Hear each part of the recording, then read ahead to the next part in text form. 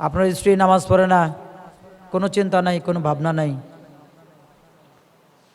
কোনো দিন জিজ্ঞাসাও করেন না নামাজ পড়ছো মিয়া, জিজ্ঞেস করেন না। মেয়ে নামাজ না পড়ে ঘুমায় পড়ছে, আপনি জিজ্ঞাসা করেন না যে নামাজ পড়ছো। ছেলে নামাজ পড়ে না, আপনি কোনো দিন বলেন না যে নামাজ পড়ো বাবা, নামাজ না পড়লে তো তোমার ক্ষতি হচ্ছে। আপনি আপনার ছেলের মহাব্বত করেন, আন্ডা মহাব্বত করেন। আপনি এই দুনিয়ার মহাব্বত একটাও কোনো স্থায়ী মহাব্বত না, সবগুলো অস্থায়ী, সবগুলো অস্থায়ী। অনেকবার বলছি, যে মহাব্বত আপনি ছেলেরা করেন, ওই ছেলে আপনারে ওই মহাব্বত কোনো দিন করে না। একেবারেই বেহুদা কথা। আপনি একটু বসে বসে ভাইবে দেখেন যে আমার ছেলেরা আমি কি পরিমাণ মহাব্বত করি। 10 ভাগের 1 ভাগ মহাব্বতও আপনার ছেলে আপনারে করে না। এটা হয় না। মহাব্বতের ধরন নিচের দিকে নামে, উপরের দিকে ওঠে না। বাবা তার ছেলেরে মহাব্বত করে, ছেলে বিয়ে করলে, নাতিন হলে দাদা তার নাতিনরে মহাব্বত করে, নাতিন বিয়ে করলে, তারপরে সন্তানাদি হইলে পর দাদা বা বরবাপ তাদেরকে মহাব্বত করে। নিজের ছেলের চাইতেও ওই নাতিনের ঘরে যে ছেলে হইছে ওই ছেলেরে বেশি মহাব্বত করে। মহাব্বত নিচের দিকে ধাবিত হয়, উপরের দিকে উঠে না। এটা মহাব্বতের এক তরিকা। আর ওই নাতিনকে আপনি জিজ্ঞাসা করেন দাদার জন্য কি পরিমাণ মহাব্বত হের অন্তরে আছে, 10 পয়সাও নাই। দাদার জন্য নাতিনের কোনো মহাব্বত নাই, বরঞ্চ দাদার কাছ থেকে কেমনে সম্পদ ঘ্রাস করে নেওয়া যাবে সেই জন্য নাতিনটা দৌড়াদৌড়ি করে।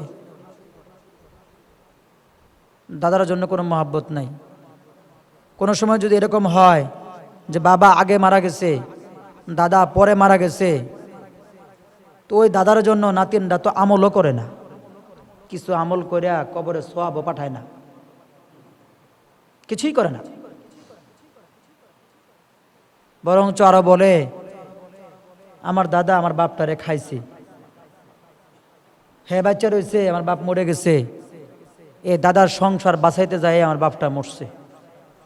আসলে কি বিষয়টা এরকম না, তার হায়াত ওই পর্যন্তই। খামা খায় দাদারে দোষে, দাদার সংসারে দোষে। এমনই পৃথিবী। এই বাস্তবতাগুলো আমরা উপলব্ধি করি না। এই কথাটি আপনি জানেন না তা না, আপনিও জানেন, আপনিও বুঝেন। বুঝবেন না কে? আপনি কি এই জগতেরই তো মানুষ। কিন্তু এই কথাগুলো আমরা এইভাবে উপলব্ধি করি না, আমাদের মধ্যে এইভাবে উপলব্ধি আসে না। বয়স হয়েছে 25 বছর 30 বছর বয়স হয়েছে, আস্তে আস্তে বয়স সামনের দিকে অগ্রগামী হইতেছে। এখনো দেখা যাইতেছে নফসের স্বাদ আহ্লাদ মিটে নাই, নানান ধরনের খাহেশ অন্তরে ভরা। নারীর খাহেশ, টাকা পয়সার খাহেশ, অর্থ সম্পদের খাহেশ, জায়গা জমির খাহেশ, ক্ষমতা আধিপত্য পদ পদবীর খাহেশ, কত ধরনের খাহেশ মনের মধ্যে এখনো রয়ে গেছে, সেগুলো যাইতেছে না মন থেকে। চাষটলে বসে বসে টেলিভিশনে তাকিয়ে থাকার খাহেশ, ছেলেও নর্তকী দেখতেছে, বাবাও নর্তকী দেখতেছে, সবার কাছেই নর্তকী ভালো, নাচতেছে, বাবাও স্বাদ নিতেছে, ছেলেও স্বাদ নিতেছে, দিন পার হইতেছে, এভাবেই চলছে। একই টেবিলে বসে বাবাও সিগারেট খাচ্ছে, ছেলেও সিগারেট খাচ্ছে, ভাইও সিগারেট খাচ্ছে, একই টেবিলে বসে আরেক ভাইও সিগারেট খাচ্ছে। এভাবেই চলছে জীবন। এই জীবনের শেষ কোথায়? এই জীবনের শেষ কোথায়? কতটা নির্লজ্জতায় আপনি পৌঁছায় গেছেন, আপনার সন্তান কতটা নির্লজ্জতায় পৌঁছায় গেছে। এই তো আজকে সকালে, দূরের কথা না, আজকে সকালে একজন বলতেছে এর পিছনে যদি আমি 10 টাকা খরচ করি হুজুর, 10 টাকাই লস। তো 10 টাকা খরচ করলে যে 10 টাকা লস, এই লসের কামটা আপনিই করছেন, আপনিই করছেন, আপনিই করছেন।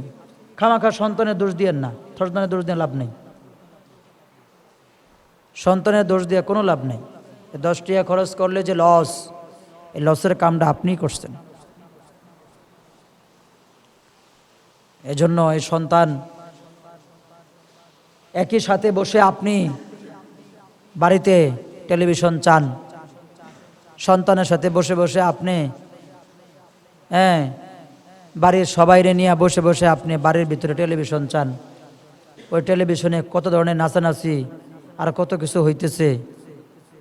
আর এখন তো টেলিভিশনও লাগে না, মোবাইল আছে না, কত ধরনের কার্যক্রম ওই মোবাইলেও হইতেছে।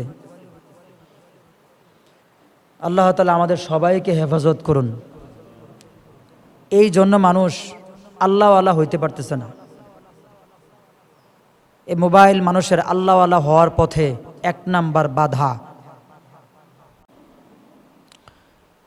আপনি যে গুনাহ করবেন, যদি আপনি মনে না করেন যে গুনাহ থেকে আমাকে বেঁচে থাকতে হবে, যদি আপনি নিজে বেঁচে না থাকেন, আপনাকে বাঁচানোর কেউ নাই, কেউ আপনাকে বাঁচাতে পারবে না। আপনি নিজেকে এই গুনাহ থেকে বাঁচাইতে হবে, বাঁচাইতে হবে। কত ধরনের গুনার মধ্যে আপনি পড়ে গেছেন। কিছু গুনাহ তো এমন আছে যেগুলোর এখন আর গুনাহ মনে হয় না, ওগুলোর এখন সওয়াবের কাজই মনে হয়, মনে হয় এগুলো সওয়াবের কাজ, ওগুলোর এখন আর গুনাহ মনে হয় না। যেগুলো আজ থেকে 5 বছর 10 বছর আগেও মানুষ অনেক গুনার কাজ মনে করত, এখন ওইগুলো সওয়াবের কাজ এরকম মনে হয়।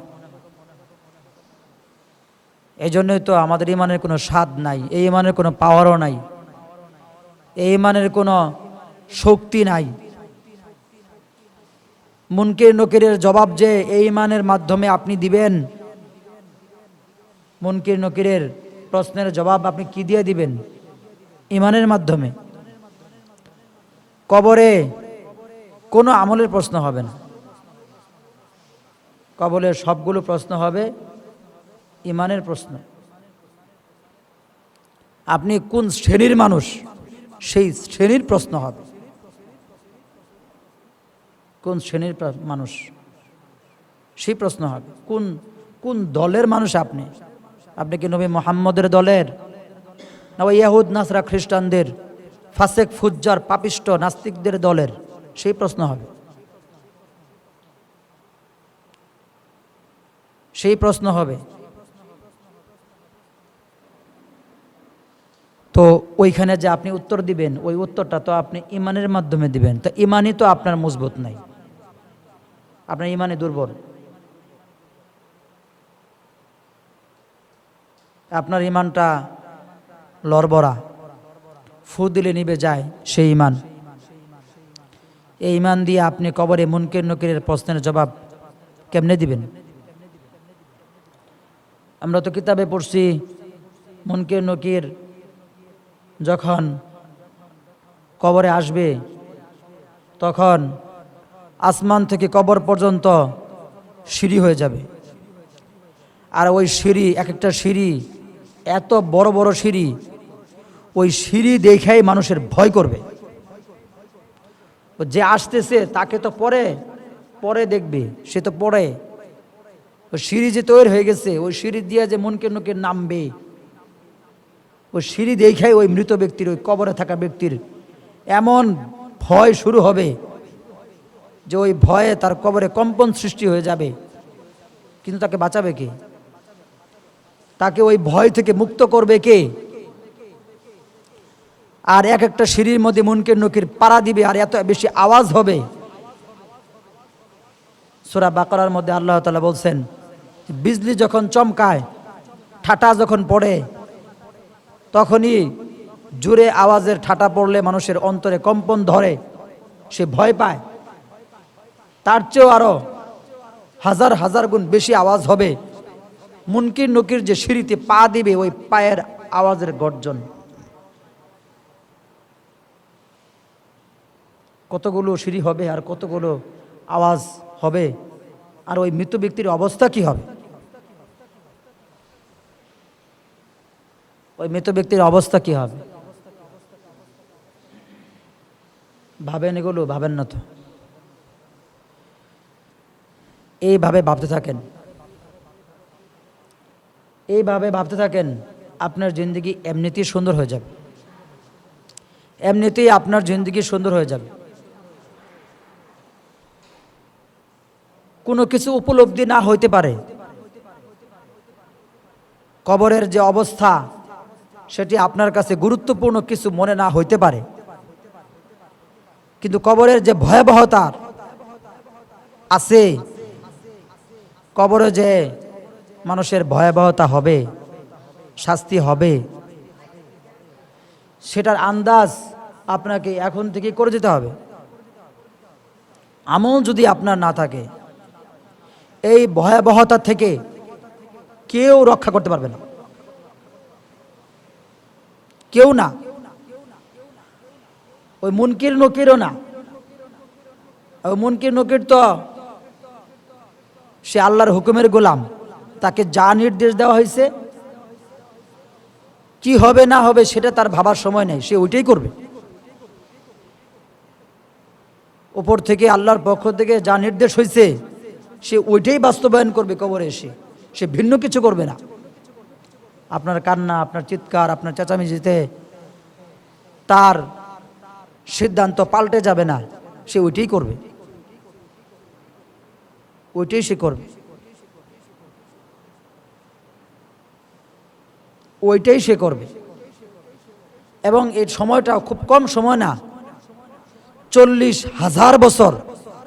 এই সময়টারে আপনি অল্প সময় মনে করেন?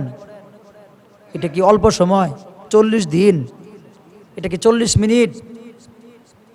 এটা কি 40 সেকেন্ড? এটা কি 40 বছর? 40,000 বছর। কত বছর হইলে পরে 40,000 বছর হয়? কত দিন গুনলে পরে 40,000 বছর হয়? কত ঘন্টা গেলে পরে 40,000 বছর পূর্ণ হবে? সেই হিসাব আমরা কয়জনে করি? যে কেমনে কাটবে আমার এই কবরের 40,000 বছর, কেমনে কাটবে, কিভাবে এই সময় পার হবে? আমি তো মনে করি মানুষের আরাম আয়েশেও, কেউ যদি আরাম আয়েশের মধ্যেও থাকে, এই আরাম আয়েশেও এই 40,000 বছর সময় পার হয় না। দুনিয়াতে আপনি একটা রুমের মধ্যে আপনার যত ধরনের সুযোগ সুবিধা আছে সব দিয়া আপনারে 40 বছর তো দূরের কথা, 40 দিন রাখা হোক না, আপনি থাকতে পারবেন না। তাহলে শাস্তির সময়টা, আযাবের সময়টা এই 40,000 বছর কিভাবে পার হবে? কিভাবে পার হবে? এটা তো 1-2 দিন না, তো 1-2 মাসের কথা না, তো বছরকে বছরের কথা, হাজার হাজার বছরের কথা। আপনি অবিশ্বাস করবেন, কোনো লাভ নেই। অবিশ্বাস করে আপনি কই যাবেন? অবিশ্বাস করে আপনি কোথায় যাবেন? যাওয়ারও রাস্তা নাই। এরকম যদি থাকতো যে আপনি আল্লাহরে অবিশ্বাস করে, আল্লাহর কথাবার্তারে অবিশ্বাস করে আপনি আরেকজনের কাছে চলে যাবেন, সেই রাস্তাও তো নাই। আছে সেই রাস্তা? সেই রাস্তাও নাই। সূরা রহমানের মধ্যে আল্লাহ বলছেন, ইয়া মাশারাল জিন্নি ওয়াল ইনস। এই আয়াতের মধ্যে আল্লাহ তাআলা বলছেন, জিন এবং মানুষ যাও, তোমরা এই জমিন থেকে বের হয়ে যাও। কই যাবা? যাও, যাও, চলে যাও। আবার আল্লাহ তাআলা বলেন, কোথায় যাবা? যাইতে তো কোথাও পারবা না, আসো আমার কাছেই আবার ফিরে আসো। আল্লাহ মানুষে শাস্তি দেওয়ার জন্য বানান নাই। তো শাস্তির কাম আমরা করলে তা আল্লাহ কি করব? শাস্তির কাজ যদি আপনি করেন তো আল্লাহ কি করবে? এই জন্য আর ওই নর্তকী চাওয়া বাদ দেন। চাষটুলে বসে বসে টেলিভিশনে নর্তকী চাওয়া বন্ধ করেন। আর কেউ দেখবেন বয়স তো আপনার 70 হয়ে গেল, 60 হয়ে গেল, ওই বেডি দেখলে কি লাভ? ওই বেডি দেখলে আপনার কি লাভ? ও তো একটা ছায়া, বেডিও না, ওইখানে বেডিও তো নাই, ওইখানে তো বেডিও নাই, ওটা ছায়া, একটা ছবি, আর কিছুই না। কি লাভ, কি ফায়দা? আমার একটা বিশেষ বৈশিষ্ট্য হলো আমি সব কাজে লাভ লস খুঁজি, যে আখিরাতের কি লাভ, এই কাজটা করলে আখিরাতের কি ফায়দা। যদি মনে হয় না যে হালাল পন্থায় দুনিয়াবি কোনো ফায়দা নাই বা কোনো সওয়াবের কোনো ঘোষণা হাদিস কোরআনে নাই, সম্পূর্ণরূপে ওই কাজ থেকে দূরে থাকার জন্য সর্বাত্মক চেষ্টা করি। কি লাভ, এই কাজটা করলে কি লাভ? মাদ্রাসার পোলাপান বাড়িতে যায়া মোবাইলে গান শুনে, তা আমি বলি যে গান শুনো, তুমি গান শুনলা, কানে তুমি কি কয় এটা রে, হ্যাঁ হেডফোন, ইয়ারফোন, হেডফোন, দুটাই বলে। এই যে ইয়ারফোন লাগায়া, হেডফোন লাগায়া তুমি যে গান শুনো, তুমি মনে করো যে কেউ শুনে না, তুমি একাই গান শুনো, কেউ শুনে না। ওই কান, ওই যে তোমার যে কান, ওই কানের শ্রবণ শক্তি যার হাতে, সে শুনতেছে, গাদা জাহেল সে শুনতেছে। তুমি মনে করো যে কেউ শুনে না, আমি একাই শুনি।